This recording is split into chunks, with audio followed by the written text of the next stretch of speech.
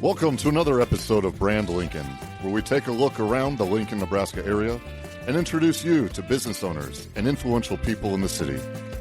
We are brought to you by Perch Merch. Perch Merch is a locally owned, custom screen printing and embroidery apparel shop that also specializes in vehicle wraps, decals, and all sorts of promotional products. If your business, school, or team is looking to expand your brand, head to perch-merch.com or call us at 402-217-5212.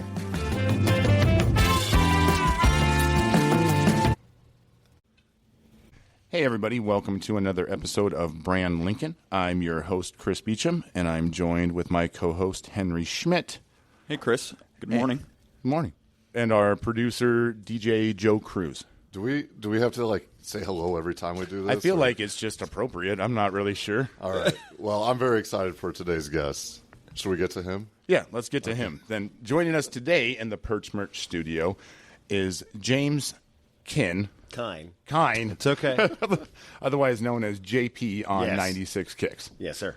What does the JP stand for? So it's all about branding. I mean, you guys have your podcast kind of about branding and getting businesses going and places and connections. I worked at a different radio station in town, and it was a requirement to have some sort of amphibian name. I don't really want to say the station, but like a stage name? Like a stage So name. it is like an alter ego. Yeah. And so I had this stage name for 12 years working there. And then I had an opportunity to move over to Kicks to help. Because when I was a kid, I grew up listening to KFRX and Kicks with the two stations. Top 40, country, that's all you ever listened to. And I worked at a competing country radio station, and my goal was to beat Kicks. And we did that. And after 12 years, then they said, hey, would you come over and help us fix our Can't station? beat them, join them. Yeah, exactly. They and asked you to join rebrand them. the Yeah. station. So we rebranded the station. I ended up was going to do afternoons. They talked me into doing mornings.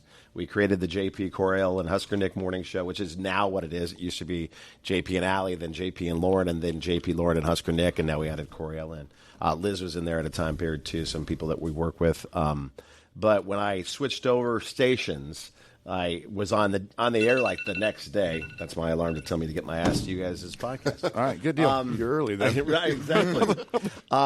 When I switched stations, all of a sudden, within a week of being on the air as my original radio name, I got a letter from a lawyer that said I had to cease and desist using that name.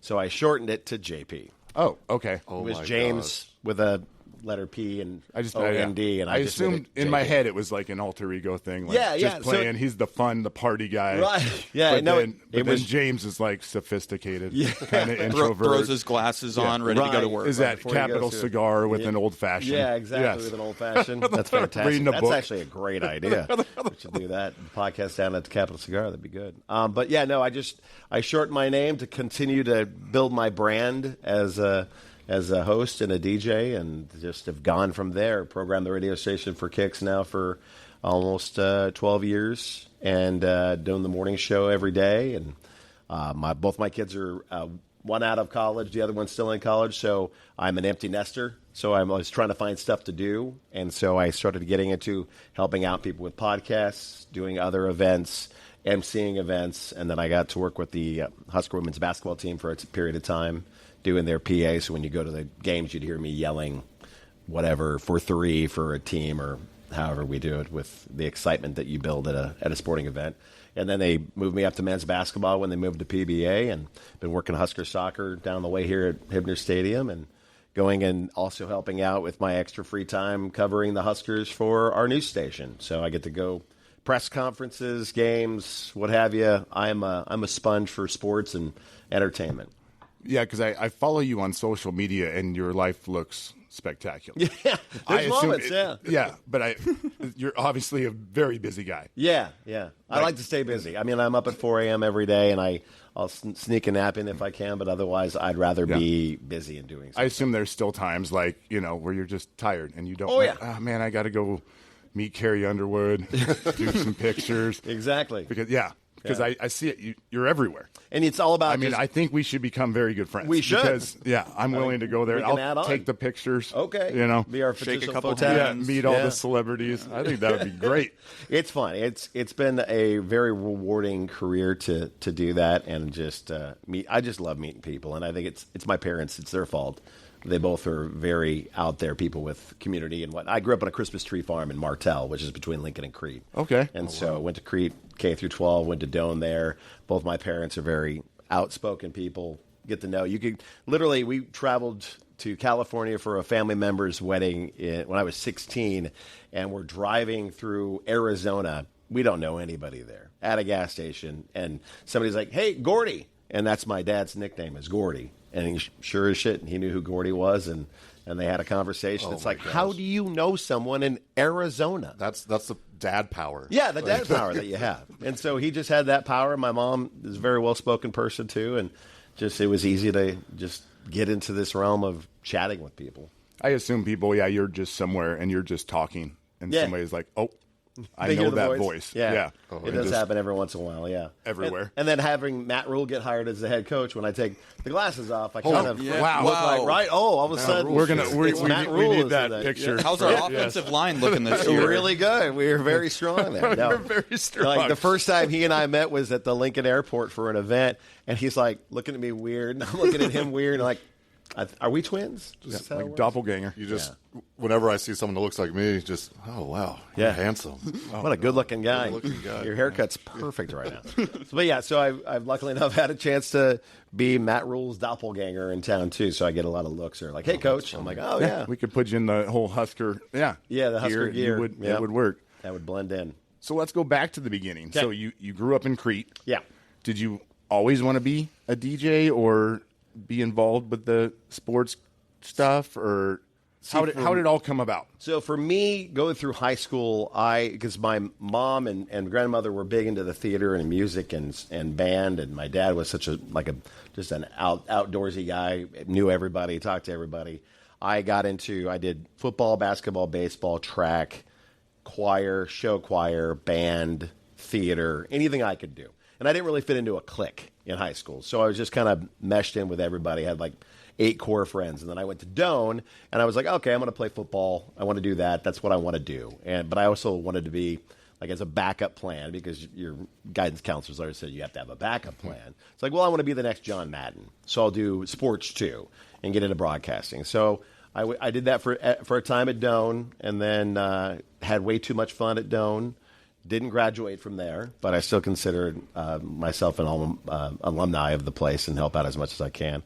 And then got into broadcasting school at SCC, and 2 years later, I'm working in radio. And like I really just love sports, and I got to learn how to do play-by-play in color, doing high school sports, and did the Lincoln Lightning indoor football team back in the day when they were at Pershing Center. Oh, yeah. And so there was a connection with Husker Sports for a bit with the group of stations that I was at. And then they created their own network, the Husker Sports Network. And at the time, I was out of a job. And the boss on the country station says, well, I have a night's position on the country station. Do you know anything about country music? And I said, I know who Garth Brooks is. And I just kind of learned and became a sponge. And now 20-plus years working in country music, I've had a chance to chat with Garth Brooks and hang out with him, or Taylor Swift, or Tim McGraw. You name it. Oh, my God, We've met just about everybody else. That's what I'm saying. He's met everybody. Been very lucky, very fortunate to have a chance to meet a lot of very, very cool individuals in the country music realm, but also in like the entertainment realm too. Because I was going to school, and Phil Jackson was just done coaching the Bulls and was in between gigs and did a speaking engagement at Doane, and I got to spend an entire day with him covering him for a newspaper. And then he goes and gets hired by the Lakers and wins a couple championships with them. Wow. And so you have these weird little paths. You run into people and just make connections. And if you can put a smile on your face and not be too much of a creeper, they'll keep you around. So was it difficult at first? I'll work on that. Wow. Calm down. Just relax. Breathing is the key. He has not done anything important. Yeah. I swear. Not at all. Like, not my idol Michael Jordan didn't just play ball with him for He's 3. not going to coach Shaq and Kobe. Mm-hmm. So your first radio gig, was that at night, day, morning? I was working overnights at a radio station to make sure that all the stations stayed on the air and put commercials in. Give me a year. Probably 99. Okay. Yeah. Back to 1998. So that's when we were all calling into radio stations requesting all the songs. Yeah, exactly. And if they didn't play it in 5 minutes, you called back again. Right. Okay, I do have one question. Okay. If I go Give me the reaction. The phone's ringing. Okay. Do you know what to say after that? Do you know, Chris? Me or Yeah, him? both of you. Hello? The phone is ringing. I oh, kick 6'9" is what I say. Oh, no. So KFRX used to have the Sunday night Oh, request. yes, the request with Larry Freeze. These kids don't. They don't know. They don't know it. But I would lay in bed listening to is someone going to request a song for me? The request show was the best. Oh, Everybody yes. paid attention to that on Sunday I remember nights. the good night line. Yeah, good night line. I'd like to say good night to Henry. Yeah. From Chris.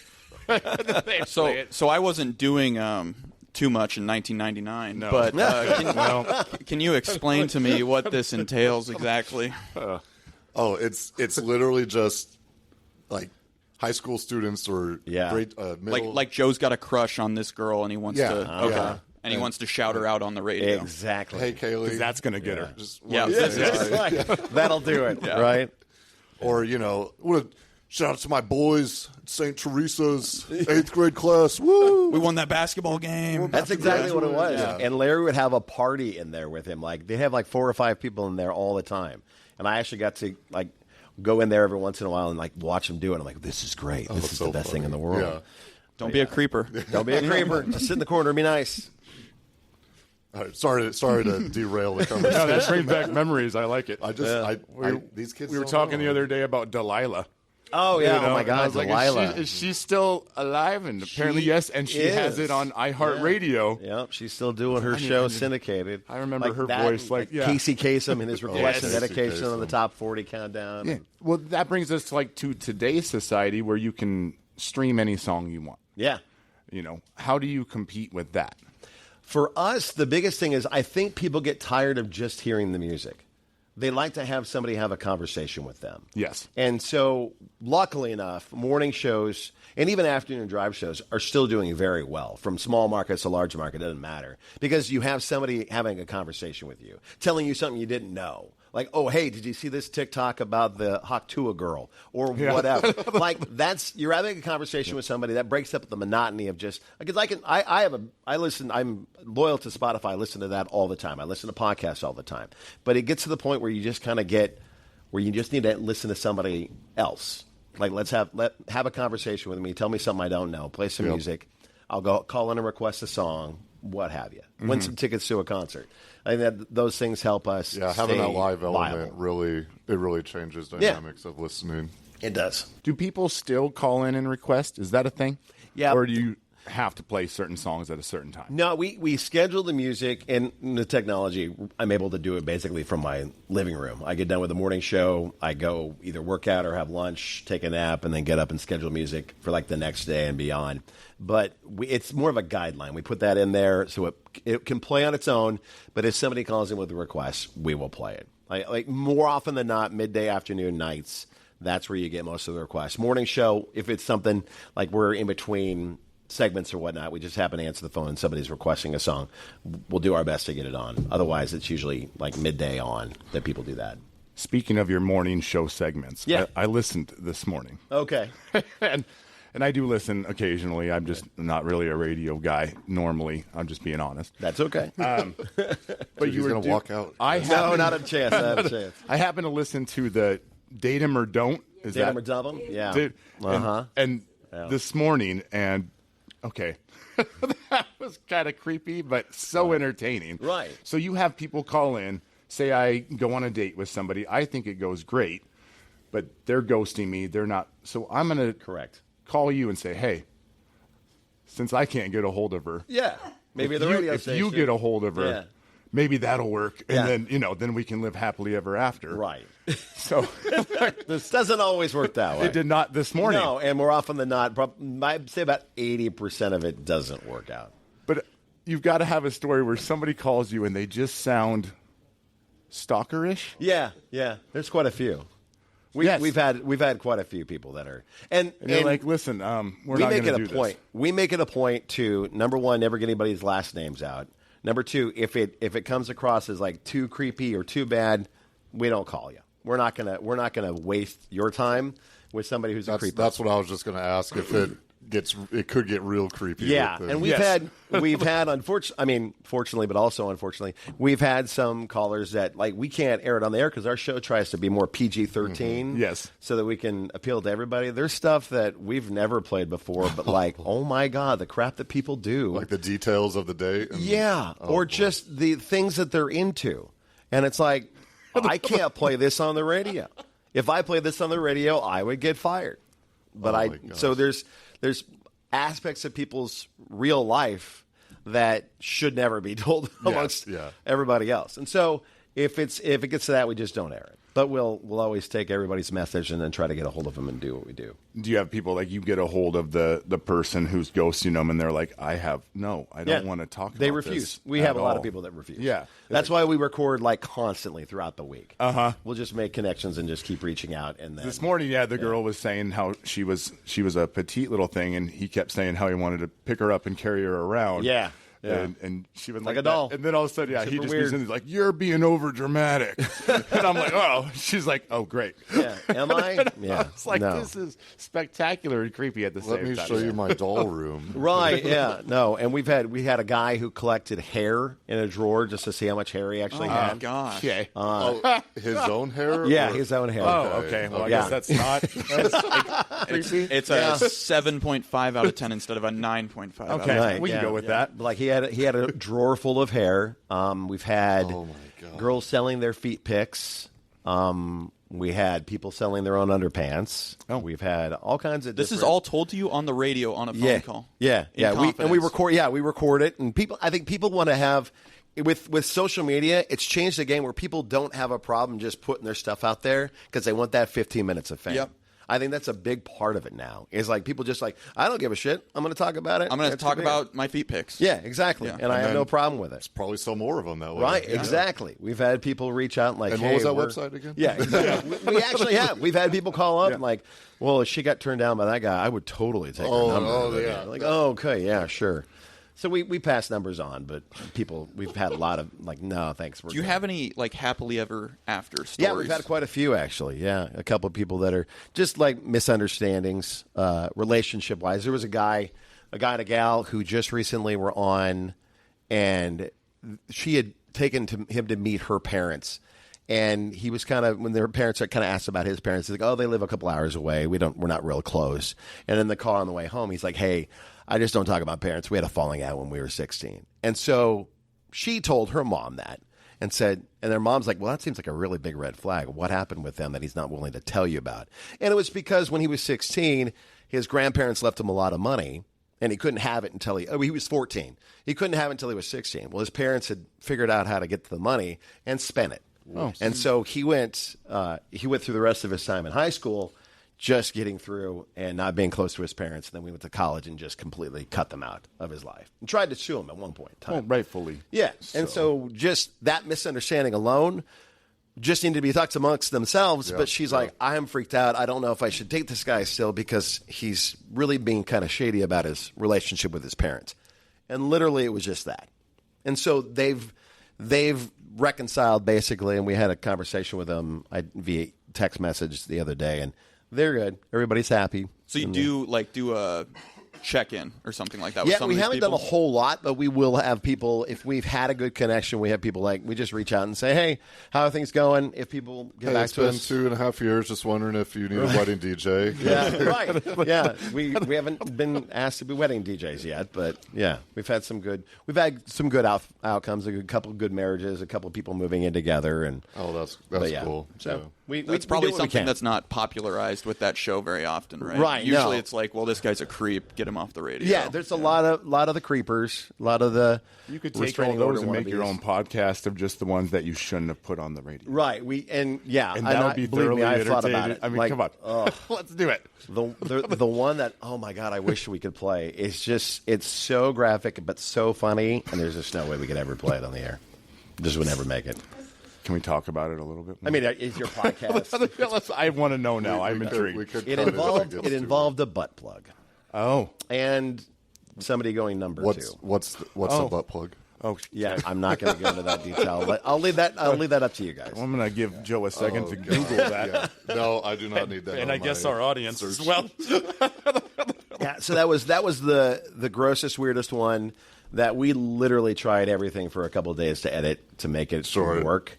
To be able to air. Leave it to the imagination of the... Yeah, but leave out every other word. Yeah, pretty much is what we'd have to do. That's why I know I can never do your job. I cannot not cuss. Yeah. How many filter? Oh, yeah, it's hard. You have a button, though, right? Just in case? We do have a dump button if we need to. How often do you use it? Very rarely, actually. Between the three of us, we've gotten really good at like editing ourselves, or before we turn the microphone on, like say a bunch of curse words out loud. Just to get it out of your system. Yeah. He puts on his glasses and then he's fine. Yeah, exactly. Go from one to the other. Go back to James for a second. Everything's fine. Sophisticated one, yeah. Exactly. But yeah, so that's we do date 'em or dump 'em. We do a thing called couples therapy. If there's some kind of an issue between a couple, we talk about stuff like that. I like that as well. Yeah, we also, neighborhood watch has become really big because so many people have little neighborhood conversations or problems and issues, and we'll have people my past neighborhood, I was on the Facebook group for my neighborhood. Yeah, exactly. Oh man, my the gosh. the crap that happens in a neighborhood. Holy cow. There's so many Karens that are just... exactly. Yeah, tell us about that segment then. Is it more of like just people... busting other people out? Yeah, getting a little bit of that, and or we had actually helping look out for the neighborhood. It's a little bit of both. Like we had a guy who, because of pandemic time, was basically moved his barbershop to his garage, and he saw a delivery guy showing up every day for like 2 weeks at his neighbor's house across the street. And while the husband was away? At work type of thing, always at lunchtime. Well, and it ends up being it was just her cousin. Oh.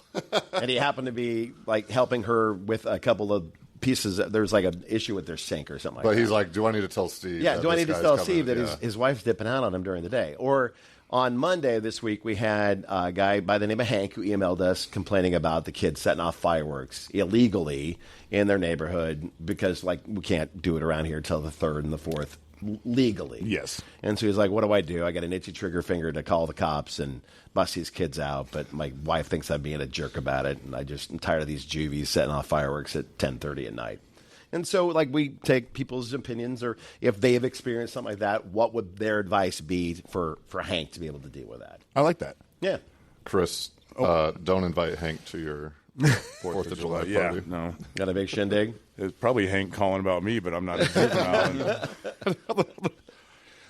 What would be your favorite segment of all time from all your different jobs that you had the most fun? Date 'em or dump 'em is the most fun part of our show. We do another thing on Fridays called Out of Context Contest, which we basically stole from a radio station in Kansas City, a sports station down there. Would pick out like audio from the show during the week, and then they'd have like A, B, or C jokes. Like 2 are jokes, 1's the truth. And it's just this random piece of audio that Nick, our co-host on it, he will come up with the jokes, and we keep track. Each of us keep track of like funny, like things that could be taken out of context.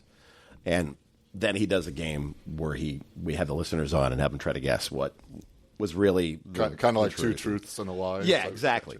Yeah, I like that. And it's a lot of fun. It's ridiculous on a Friday, and that's probably the best part of the morning show. When I was at the other radio station, I did a show in the afternoons called Drive at 5, Impossible Question. And so for like 30 minutes, I would put up a question and have people call in and make guesses on what it is to win a prize. And it did very well as well because it's like trivia. People like the play-along factor is a big part of it. Like, if you don't get into play, JP makes us guess on Tuesdays and Thursdays with the top 10 list, you're still playing along in your car or at your desk or on your phone listening in. You have to call in, or can you text in? I don't. You call in, yeah. We do callers and give away tickets and experiences with that. So, yeah. My dad was always like the notorious of calling into the radio station, but like at the end of the day, hey, are there any tickets that weren't picked up? Yeah. And they're like, yeah, there's some movie tickets here, there's some Stars tickets, and he'd come back home like every other week with. It's a smart play. Yeah. I mean, to do that, especially like if there's a concert, like say concert at Pinnacle Bank Arena on Thursday. If you reached out at like probably 4:30, there might be some tickets. Otherwise, we're taking them down to Longwell's and doing a pre-party or in the rail yard kind of thing. So yeah. I used to be acquainted with EJ Marshall. Yeah, and EJ's great people. Oh, I haven't seen him forever, but I love that guy. And when he was at the Blaze, if he had extra tickets, he'd just call me up, and I'm in high school, early college, and hey, you want tickets to WWF tonight? And I'm Right. like, They're in sure. town. He's like, Why all not? you need to do is hold up a sign that says The Blaze. Yeah. Sure. You know, As go a there. trade-off. Front row. Yep. Front row, Front TV row, cameras in front of TV. us. And I'm like, Beautiful. Yes, it was spectacular. I missed those times. Yeah, I love that. EJ and I worked together for a time, and then of course Sparky and Animal are still at the Blaze. Yep. Our studio is right next to theirs, so we get to hang out with them here and there. So yeah. I remember Animal from the Icebox stuff. Yep. Yeah. Do you always get along with your morning show host? I mean, we're talking 4 a.m. Yeah. getting up. You can't be that chipper, everybody. I mean, is there ever... Well, and all three of us have our own dynamic. Like I'm a routine guy. I can get up at 4 a.m. You get there by 5:30 every day, Monday through Friday, and I'm ready to go. Like I plan out things. I'm ready to go. My co-host Coryelle, I love her to death, but she is always last minute. She is usually running behind, the chaos that is a part of her life is what her character is in life. I mean, like she comes on the radio at we start the show at 6:10 every day, and at 6:11, and she's running through the door looking like Kramer from Seinfeld, just dropping stuff and climbing in, putting her headphones on as Hello. scan. And we're back. Yeah, we're back. Yeah, so she's just that chaos is there, but it's her character, so it mashes with. We should have her on the pod next, Yeah, Chris, go so for that it. we could get her. Right, her take on things. Well, if This we guy's invited her always here really today, good. she'd just be now showing up. So Luckily enough, I've worked with some really great people.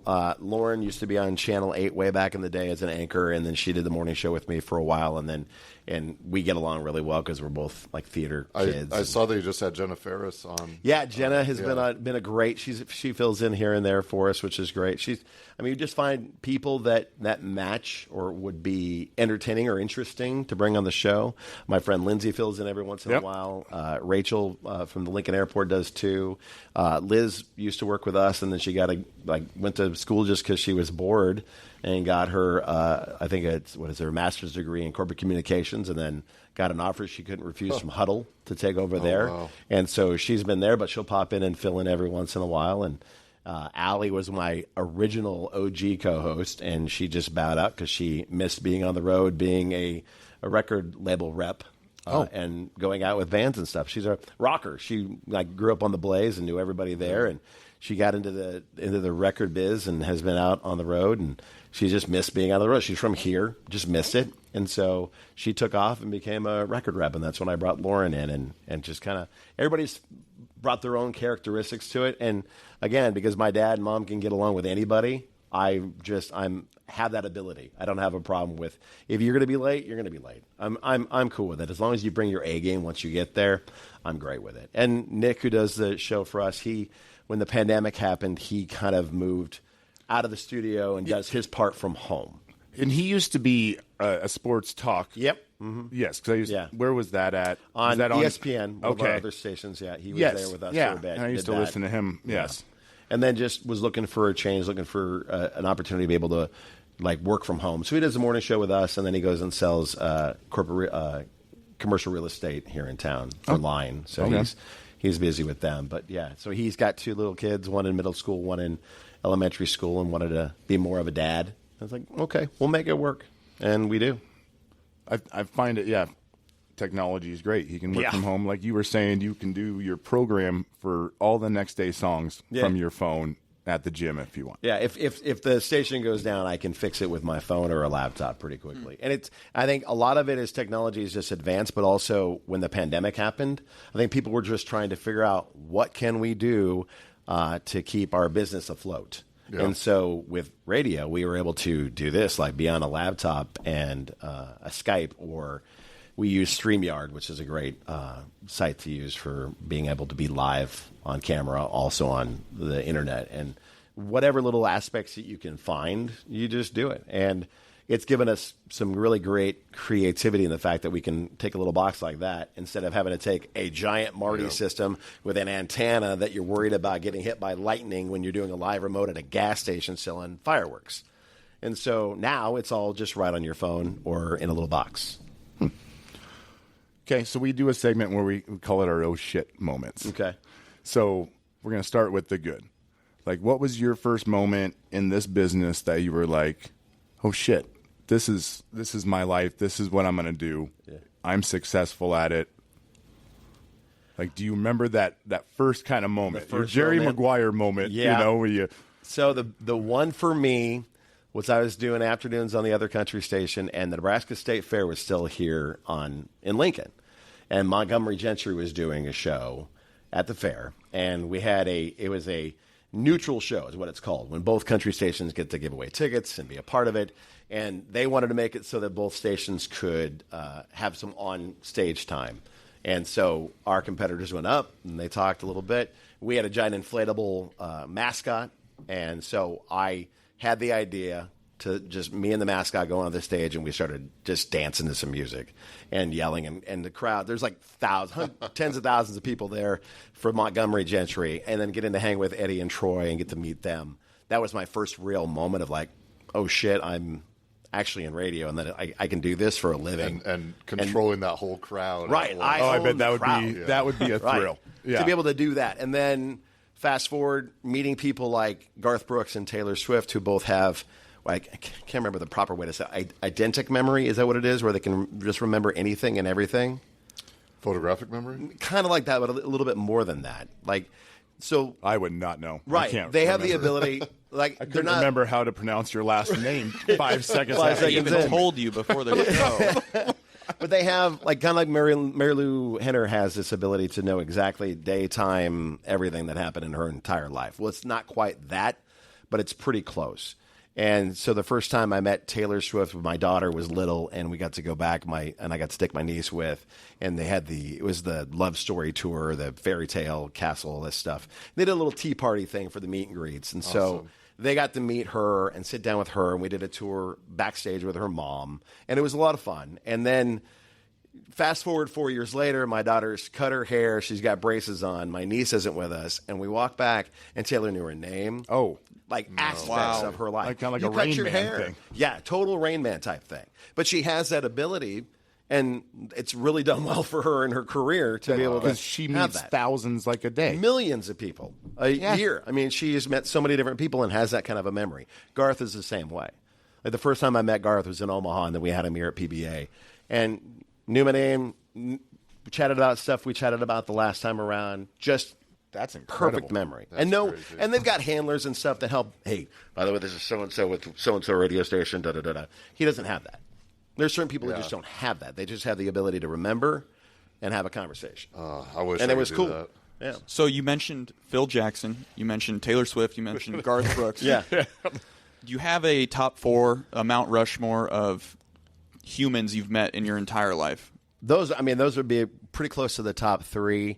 Matt Rule's going to be there eventually. Yeah, once we win the Big Ten this year. A couple big things like that. KCCPBO, of course. Yeah, exactly. Yeah, but those are the big ones. When they were filming Tu Wong Fu, Thanks for Everything, Julie Newmar here in town, I went with a buddy. We were in college, and we tried out for the movie and didn't make it, but a couple friends of ours did. What roles were you? We were the thugs. We were the thugs that were taken in the small town. Yeah. And then a buddy of ours actually. You could have done so much better than those guys. Yeah. So he got the good. But at the time, I was working as a bellman at the Corner's Crow Hotel, and so carrying people's bags and whatnot. And had a chance to carry B.B. King's guitar, Lucille, up. His bodyguard came up to me, this 6'9" house, and says, "If you do right by Lucille, you do right by Lucille, BB's going to take care of you." And so, I have all of his luggage on this luggage cart, and I'm carrying his... Lucille's the name of his guitar? The name of his guitar is Lucille, yeah. Oh, wow. And so, I'm carrying it close to my chest. I've got this whole baggage thing. I get it up. I'm basically placing Lucille on the bed, and in walks the house of a bodyguard and BB. And BB's like, "That's how you treat Lucille." And he slides me a couple $100. Nice. Oh, my gosh. As a thank you. That's so cool. Him, Doc Severns, when he was just off the Tonight Show playing trumpet at the Lead Center. But then with Julie Newmar, we knew Wesley Snipes and Patrick Swayze and John Roll at houses in Capitol Beach area. This is where they were staying. Yeah. But the crew was staying at our hotel. And one night the crew came back in the van, and I'd gotten to know them pretty well, just being friendly, trying to learn about the movie business because I kind of wanted to do that too. And they are all getting out of this van, and out jumps Wesley Snipes. And he's like, walks up, and I'm like saying hi to everybody. He's like, hey, I'm Wesley Snipes. And I go, well, no shit, you're Wesley Snipes. I'm James Kyhn. Good to meet you. And he just laughs. And he's like, did you seriously just say no shit to me? I go, sorry. It's like, no, that's funny. That's funny, man. Yeah, he doesn't get that reaction. No, he doesn't get that kind of reaction. Yeah. And so they go all up, and about an hour later, they come back down, and one of the lead guys is like, hey, where's a good bar to go? I go, hey, Sandy's is down the way. That's a great place. Go to Sandy's. For the Elk Creek water. Get some Elk Creek water. You're going to have a great time. And Wesley comes back out, and he's like, no shit. That's the funniest damn thing I've heard all day. And then they were gone. But that was kind of the moments of meeting random famous people. That's awesome. What about the bottom three? Is there anybody that's left an unsavory taste in your mouth? There's a handful of... We don't have to say names, but we definitely can. There's a handful of country stars that I won't say their name, just out of respect for the business. But there are some people that just... Like, when you're early on in a career, you just don't shit where you eat. Like, don't treat people badly. Yeah. Don't request too much. Don't be late. I mean, those are the basic parameters for any kind of business that you're doing. Kids, are you taking notes at home? Yeah, so it's like that's... Yeah, they have butt plug written down so far. Yeah, I'm sure they have. Yeah, thanks, Joe. Yeah. No, many people are going to be in trouble because of that. Cut that. But yeah, so there's a couple of them. Two of which, one was they'd gotten burned by people they thought were friends in the business, and so they kept their circle pretty close. And as you got to know them, the more times you saw them, the more open they were. And then then you became a part of their crew. Another person, they found out later in life that they were bipolar. And a little bit, just when it came to that, all they needed was some meds, and their life changed. They got married, had a couple kids, had a pretty decent career. And the third one, I'm always just kind of like, man, you put a bad taste in my mouth. You had a friend of mine who promoted the heck out of your show, and he basically blackballed that guy from Nebraska for like 5 years because he had those kind of connections to do it. And it's like he's working his way back into the limelight, and it's like, okay. Garth Brooks, that is. No, it's not Garth. He's in the top three and the bottom three. Yeah, right. He's at both ends of it now. But yeah, so there's just, I've always been taught, like, I mean, we joke about Nebraska nice, but it's like, it's not hard to be nice to people. Nope. It really isn't. Okay, let's go to your bad oh shit moment. I know, like, you had mentioned kind of like at one point in time you were out of a job. Is there ever a time that you were like, I think I'm done in this industry, or I'm giving up, or this isn't for me? I'm going to go sell cars. Yeah. I'm done. I thought about it a couple different times. When that happened, it was I was working 3 jobs at the time and had a brand new baby. And so it was like kind of just didn't know what I was going to do. But I just kept on grinding, trying to find my foothold somewhere. And again, just because I was nice and a hard worker, I got to do overnights, watching a couple, basically just babysitting radio stations for a job. And got in and restarted basically my career in radio. So that was a tough spot, but it helped me a lot. And you're probably better now for it. Yeah, truly. And the same thing happened when I got divorced a couple of years ago. I was in a really bad relationship, kind of emotionally abusive situation, and I didn't know it. I mean, you're being gaslit to believe that you're the problem. And finally did some therapy, got right. Tried to do couples therapy. That didn't work. Not the radio kind, but the real one. And that didn't work. And then the split was a challenge to find my happy, but also be there for my kids so that they could still succeed. And I'm glad that they have. And I'm still a work in progress. Everybody is. But like I feel like those 2 moments in my life were like the phoenix rising up out of the ashes type of stuff. And now you're just busy all day, all the time. Yeah. So what's it like doing the Husker sports stuff? I know you talked about soccer, which has really come along. Oh my God! Yeah. And from you've got to playing be just part on the of that. track and field right by Memorial Stadium to have them in their own stadium, like John Walker and the coaches and the recruiters they have are phenomenal. I mean, they've got some amazing women that have gone through this program, and now. Like I'm friends with Aubrey Corder, who's a goalie. She played here for 4 years in goalie. She's playing overseas for a major team over there. It's really cool to see. And then there's a whole bunch of Gretna girls that came through, like a whole bunch of players like Sarah Weber and whatnot that are over there now that are seniors. And to just watch them develop as athletes, but also as human beings, it's been a lot of fun to do that. And then the basketball, which men's basketball this year, thank It's been God. exciting. Yeah. It's been interesting. I've seen it all from Tim Miles to Fred Hoiberg. So I was in school when Miles was coaching. Yeah. And that was more fun than the football games. Oh, truly. It was So exciting. fun. He brought the fun. Yeah. How, so I watch more games now than go to games, but how is the atmosphere? How has the games? How has the treatment been, Miles versus Hoiberg? See, and I think Tim is a great coach, and he's a character. Yeah, he's a person. Yeah, he's a personality. Yeah. Like you show up, like Danny Nee used to be kind of that way when I was a Before kid. my time, but I know who he Right. is. He was great. You know Yeah. Yeah. Whereas Fred has a kind of an underlying personality. He's just a damn good coach, and you can see it from that, like the players that he's played against or met and learned from. It's a different beast. He's definitely put it back to the place where Keisei Tominaga and Juwan Gary and these guys have their own personalities. They're the team. They're the focus. Yeah, he does not want to Yeah. talk. He does not want to be the star. No, but he'll still be goofy enough to do a dance here and there with his son or anybody else, and do like half a smile during an interview, and it's really funny. Fred, and he's just underlined funny and interesting, and he knows it. Yeah, oh yeah, yeah. He plays into it. He's funny. Yeah, so it's been a lot of fun to go and be there from the first time that they had a game at Pinnacle Bank Arena with Tim being the head coach there, and just the energy and the excitement of being in that place when it's full and loud. It's unreal. It's better, as good as any place in the Big Ten. Truly, yeah. It's a lot of fun. It's a dangerous place to come play. I mean, Purdue saw that. Wisconsin saw that.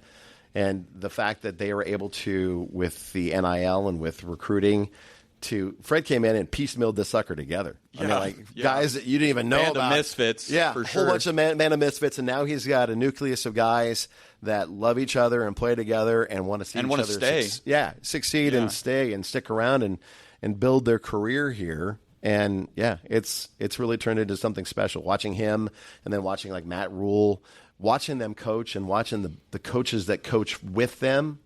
It's impressive. I've been volunteer coaching football for Elks Youth Football with the Lincoln Youth Football Program since my son was a fourth grader. He's now a graduate of college, and it's so fun to watch these kids develop and grow, but also to learn from these coaches like that. Like I grew up with the best coaches at Crete. We didn't have great teams, but we had great coaches. And then I went to Doane, and then watching Tom Osborne do his thing, and then Frank Solich, and then Bo Pelini, and there's some other ones in there that weren't so great. And then finally Matt Rule.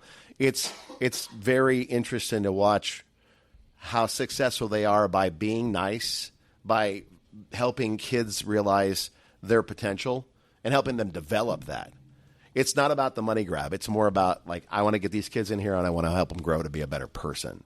And if they make it in the NFL or the NBA, cool. If they don't, they're better people because they were here. Mm-hmm. So it's fun to watch. Do you have any involvement in the Husker football team or program right now? Like you announced for the men's basketball team. Yeah, Do you have anything to do with football? Is that something you'd want to do? I would love to. It's a hard thing to get into, I would imagine. It's a tough gig, whether it be on the radio or in the arena. And Nate Rohr does a great job as the PA announcer for football. And but I love the fact that I can go there and cover it for our sports station and get audio and video of it and be there with these coaches and watch them. And you actually get to sit there and still watch without having to think the whole time. Yeah. So it's been very nice to be able to be a part of that in that aspect and to watch them coach and learn from them, but also to be able to report about what kind of coaches and players they have that are there at the university. And so, it's been nice to get some access. I don't expect anything. I just show up and hope that I can be there and be a part of it. And if they have us come on the field, they have us come on the field. If they don't, they don't. I'm cool with it. I don't expect anybody to give me anything. So football's not super intensive for you. What's a 7 p.m. basketball game on a Friday night? What does your schedule look like? So with that, we'll get a roster for me to work on the opposing team's roster pronunciation wise because there's some crazy names that have come through. I believe it. Especially when it was women's basketball. Like they're playing Hawaii and Washington and these three named, multiple syllable names that are just like, how the hell am I going to say that person's name? Yeah. But then you figure out how to do Keisei Tominaga, and he's from Moriyama, Nagoya, Aichi, Japan. Those are the things. Good. You've done your homework. Real good there. You have to do your homework. And you have to, when the microphones get open up, you have to be able to to say it Be and not sound like a confident. fool and be confident. Yeah, So. and you can't repeat it because you're moving No. on to the next one. Exactly. And they'll give me, usually have a base script, and then they add in things that are specific for that game. And then just go Like in there. fun facts. Yeah. Okay. Yeah. Like they'll have. So you do get some help with that. You're not just like, oh, the last time they played, here was the score. You don't Yeah, I remember don't. I don't actually have to do any of that. Like Nice. literally, I'm just the reactionary guy. Like I'm the pregame when you're in the arena, you're hearing me tell you to make sure to stop by and get your Valentino's pizza, or don't forget to get your tickets for the next tournament that's coming up. And then I'm the guy who announces the opposing team as quietly as I can, and Yeah. as monotone as I can. And You're then that I'm guy. yelling, and then I'm That yelling guy. for our team. And then when they shoot a basket, it's like 2 points. Purdue, and then go to us and be more exciting and more fun. So I basically am the host of the fun. So it's just That's kind of the perfect job. yeah, it's a great job. And Everyone best likes seat in the you. house. Best seat in the house. Yeah. Are you right next to Kent, or where are you at? I am across from Kent. So Okay. Kent and I, we've had a good relationship for a long He's time a now. cool guy. He was my idol when I was a kid doing football That's and gotta be basketball. fun. So it's really cool to see that bow tie across the way with Jake Muehlheisen and chat with them every once in a while. But they're directly across from me. They're on media row, and I'm on the staff row. So I never sat courtside at a university game. How much do you hear of the players talking, the coaches talking, the refs talking Quite a amongst bit. themselves? How explicit is it? How intensive is it? I'm just curious what you hear out there. My first foray with that was when Connie Yori was the coach for women's basketball, and she was very charismatic and very loud about her opinion. And the crowds are a little bit smaller, but like they were always very competitive. But I've heard many a curse word out of her mouth. Tim Miles slammed the table once so hard that it shook everybody's stuff. I've had Fran McCaffrey get right in my face. I don't and yell like at me. Fran at all. Nobody likes them. Legit. Oh my gosh. It's laid out. There's a timing sheet for everything. So when you're coming out to do your shoot around before the crowd gets there, and then your next shoot around, and then the warm ups here, everything is all timed out. Well, they like to shut the lights off in Pinnacle Bank Arena to announce our team, and they got fireworks and they've got stuff on the screen, and it's big. Herbie throwing the flag around, yeah. Right. And so Fran never pays attention to the timing sheet, so he just sends his team out in the dark and are trying to do warm-ups in the dark. And like the first time I ever experienced it, my boss at the time was sitting next to me, and the lights come on, and Fran is right here in my face, cussing at me. Why do you guys turn off the lights on me? Fucking time I'm in town. And I just like, I put it in my mind. And he's like, Fran, there's a timing sheet. This is exactly where it's supposed to be. We've told you this is what's happening. Nobody ever does that to us anywhere else. And it's like, okay, fine. So do you know going into it, Fran's going to be a problem, Izzo's going to be a problem? Izzo isn't bad. Well, I'm just as an example. That kind of example. Fran's going to be a problem. And with the coach for Wisconsin, I can't remember his name, but he's kind of a jerk too. What about the Illinois coach? He's very up and down. Okay. He's as bipolar. Depends how as they're it doing. gets. Yeah. Like all of a sudden he looks like the very angry gargoyle yelling down the court and cursing left and right. And then Last guy there's I'll ask about Purdue coach. Yeah. Purdue coach. I don't know. He's neither even? here or there. Pretty even Yeah. kill. Well, they usually win. So. Yeah, right. Well, not anymore. Good luck with that. Yeah. It's going to Your big boy's gone. Yeah, your big boy's gone. So, but yeah, it's fun to be a part of the party, and so we get to luckily do that with shows at the Bourbon Theater and Pinnacle Bank Arena and Hibner Stadium, and it's just it's fun to be the guy out and getting the crowd all riled up. Sometimes it's moments where, like, I'll get up on stage with Coryelle and our other guy Rob and Nick before a band, and like they're like, "You're gonna talk, right?" And I go, "Yeah, sure, I'll get the crowd going." And I get out the stage and like, "Holy crap, how did you do that?" I go, "I don't know, I kind of blacked out there." Kind of like Will Ferrell in Old School. I just kind of black out and just go into ramblings, and just try to do the best I can. Zone. Yeah. We'll just start clapping, and everybody starts clapping. Yeah, exactly. That's the way it goes. That's what I do. Yeah, if you're just in the crowd, just start a slow clap. Everybody just starts, Everybody will jump in and Nobody wanna knows. clap, too. They just, all right, let's go. So We're just at was it Country Stampede? That we did Country Stampede for years. We like now they still shift. have that? Yeah, they do. They moved it way down south in Kansas. When they changed ownership, we stopped doing it, and then luckily enough, the folks at the Country Drive Golf Course, which is north of Ashland, it's like a nine-hole course.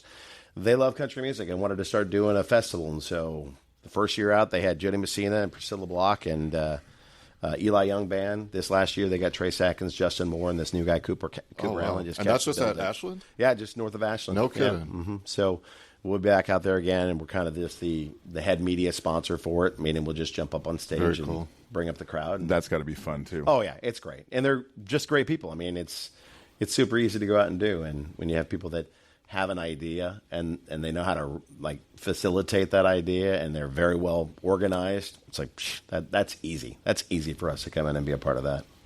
We went there one year and we wore shirts that said "Damn, drunks against mad mothers." And it didn't go over. Probably didn't go over very well, did it? As well as we thought it would. Some people thought it was great, but Probably not the mothers. no. Probably not. But yeah, so it's all about just getting in front of the parade, and then if we can help add to it, we will. What do you do for fun? Like whole life all of is that fun. is fun. Have you listened to but this? like when you don't have a schedule, are you golfing? Are you going to sporting events where you don't have to announce? Yeah. What are you doing? I really got into golf with my fiance. Her family is big golfers, and so I've gotten into that. I was never really great at it, but I always followed my grandfather around, and he was pretty good at it. And so gotten into golf lately. Used to play softball, adult slow pitch softball forever with the radio station I was at, and then recently a buddy of mine's like, hey, we want to get the band back together again, so we're in the under 50 league playing on Monday nights this season. We'll plan on Tuesday nights in the fall. I'm a movie nut. I love going to the movies. I love seeing movies, talking about them, TV shows. I read a lot of books. Just stay busy. I'm a sponge. Yeah, I'm a sponge for everything. Do you have a top 3 movie? That's a hard thing to do. That is, you got to break it down by categories and stuff. Like, I mean, the ones that the ones that stop you in your tracks and you kind of just have to stop and watch, like Shawshank Redemption. Yeah, right. Whenever that's on TV, I stop everything and watch it. Die Hard's right up there too, just because it's a classic, and just like things like that. But like, Where are you at? Is Die Hard a Christmas movie? Absolutely a Christmas movie. 100%. That's the right answer. I have beat that to, even though Bruce himself at the roast said it's not. It's a Bruce Willis movie. Yeah, exactly. And it is, but it's also a Christmas movie. No, it straight up is. The soundtrack alone is all Christmas Christmas. It's all Christmas. Yeah. So, but like I love movies. I love music. Just going to concerts, even though I work in country. I do enjoy country music, but I listen to all kinds of stuff. Like my son and I, that's kind of the bond we've had since before my divorce, and then during the divorce, and now here we've gone to see 21 Pilots. We've seen all kinds of. He's really big into Hobo Johnson, who's this big. Has a big cult following online, and has kind of made his way on YouTube, and now he's a big deal. And like we're going to go to Minneapolis in the fall and go see 21 Pilots there, or Foo Fighters. Nice. We listen to literally. He'll introduce me to a new band, and I'm like, okay, let's go. Did you go to Shaq on a Saturday Did not, night? No. And I heard I missed out on standing in line a long time. And Joe should have gone. Joe did go, didn't he? I didn't go. I had a wedding. Yeah. But I did bring an old Orlando Magic Shaq. I saw that. You did? Oh, fantastic. So I said, we have DJ Diesel here, and I brought that up. Who commented on your Instagram post, Joe? I did tag Shaq, and he did reply. Really? He said, Very nice. thanks, bro. Love Nebraska. Said it just like that, Just too. like He said that. it exactly how he sounded. That's exactly how Shaq would say it, too. Yeah, I was floored. I was like, all right, I'm happy now. What an interesting state that we live in, the fact that just random crap like that happens. Yeah. Like Shaquille O'Neal is here? Yeah. Why is For that a happening? 1,500-person venue on Yeah, I know. Like, okay, cool. That sounds like fun. Yep. But maybe not for some, but it was for some. But yeah, I feel very lucky with what I get to do, and helping build brands and expand people's connections is a fun thing to do. We appreciate you being on our show. This is awesome. Yeah. I do with the golfing questions. Your profile pic is you at a golf course. Yeah. Teeing off with a golden toilet. Yeah. Right by you. So with a golden toilet? A golden toilet. It's a golden toilet. When I was working at the other radio station, his little boy came in. His name was Tyson Chambers, and his mom Liz came in with him to cut some ads for a pediatric brain cancer children's hospital thing. And the kid just loves country music, loved Jason Aldean, just like. So I went and we had a chance to chat a little bit. I went and found a couple CDs and gave them to him, and like he became my little buddy. And we heard that he stage 4, it was pretty bad, and he was going to die. And so his wish was to meet Jason Aldean. And at the time, Jason was going to come to Pinnacle Bank Arena and open the new arena. And so we did a Twitter campaign, a Facebook campaign, and for like a month and a half, just drilling home, Jason Aldean, you got to meet this kid. He's amazing. And finally, one afternoon, there's a video of Jason Aldean on his front porch saying, "Hey, Ty, I'm going to be super busy at PBA, but if you want to come to Georgia and hang with me in Atlanta." And so they got to fly out to Atlanta, meet Jason Aldean, go to a Braves game, which he's a huge Braves fan, and then go to the ocean. And then he came back here and 4 days later died. Wow. So his family created the Tyson Treasure Chest Foundation, which what they do, and I'm a part of the board now, along with like Jeremiah Searles, who played for the Huskers and the Pros and some other people. We build these wooden treasure chests and fill them full of toys, blankets, tablets, what have you. Anything to keep the kid going through chemotherapy at Children's Hospital's mind on something else. And so they created the Treasure Chest Foundation and this golf event, and we just called it the toilet hole. And you literally just have to, at that time, we had to sit on it or stand on it and do your swing. It's part of one of the games that you play when you're at a charity golf event. Sure. Yeah, those are the only golf that I'll do. Because, because it's fun like that. Yep, and I'm not good at golf. Yeah, and then we had the toilet hole that is now officially my hole, basically. And so people that I know help run it for us, and then I get to go play in the tournament. But like we've done that for 11 years now, and we just started a new bowling charity event. So in the right after the Super Bowl, we usually try to find a weekend and go out to Sun Valley Lanes of Games and do a charity bowling event as well to help. John is our guest after you. Yeah, he is. Nice. But yeah, so we just keep raising enough money to be able to fill treasure chests. And now we've got a treasure chest on every single floor at Children's Hospital. Before the pandemic, we were looking to expand to Minnesota and Colorado, but then the pandemic happened and kind of changed everything for everybody. And so we're still rebuilding that back up. But yeah. Let us know next time you're doing something. Perch would like to be involved with Absolutely. that. Yeah, We'd love to have make some cool stuff too. Yeah. Yeah. That'd be awesome. Fantastic. I like that. Well, very cool. All right. I think does that cover everything? Did we? I think so. You got everything? Everybody good? Yeah, that was awesome. Yeah. Thank you guys are so great. much Thank you for for doing coming. That this. was great. Yeah, appreciate it. It was a lot of fun. It's nice to get to meet the real James Yeah. or JP. So, all right. Thank you, everybody. You bet.